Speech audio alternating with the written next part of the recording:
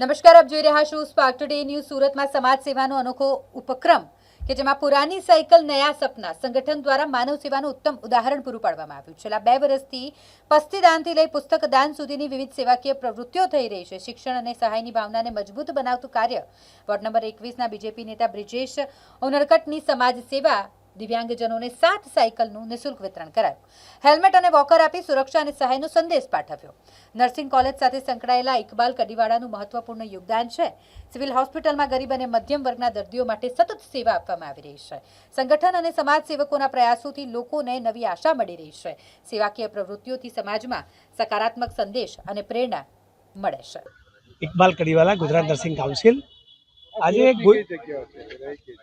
Surat civil hospital ખાતે physiotherapy કોલેજમાં આજે ગુજરાત સ્થાપના દિવસ એટલે કે ગુજરાત ગૌરવ દિવસ નિમિત્તે લોકપ્રિય નગરસેવક બ્રજેશભાઈ ઉનરકરના વરદ હસ્તે દિવ્યાંગોને ટ્રાયસિકલ, વોકર અને બ્લડ બેંકમાં કામ કરતા તબીબો અને એના સ્ટાફને હેલ્મેટ વિતરણ કરવામાં આવ્યું। સ્થાપના દિવસ નિમિત્તે ખૂબ ખુશી થાય, ગુજરાત ખૂબ સમૃદ્ધ થાય, ગુજરાતી તરીકે સમગ્ર દેશમાં ડંકો વાગે।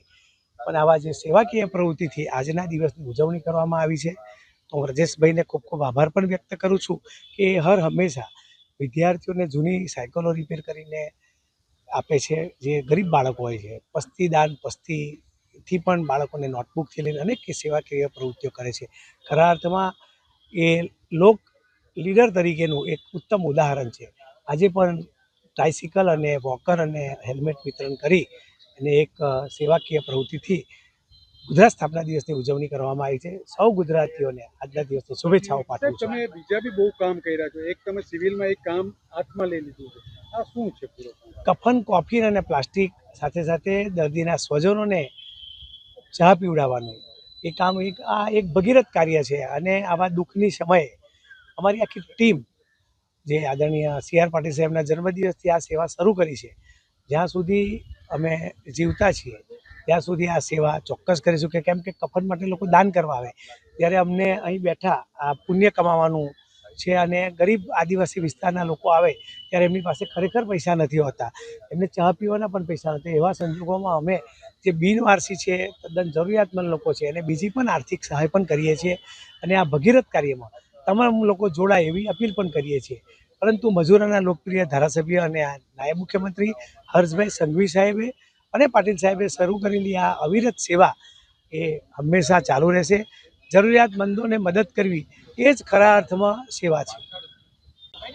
આજે અમે દિવ્યાંગ ભાઈઓને ગુજરાત સ્થાપના દિવસ નિમિત્તે ટ્રાયસિકલનું વિતરણ કરવામાં આવ્યું છે। સાથે સાથે બ્લડ બેંકમાં કામ કરતા જે કર્મચારીઓ છે એમને હેલ્મેટ વિતરણ કરવામાં આવ્યું છે।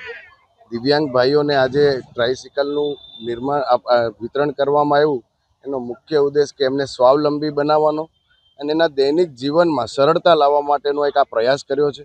અમે લોકો હંમેશા નાનામાં નાના માણસને અને છેવાડાના માણસોને એના જીવનમાં સુધારો લાવવા માટે, એમનું જીવન સ્તર સુધારવા માટે આવી નાની મોટી સેવાકીય પ્રવૃત્તિ કરતા રહ્યા છે।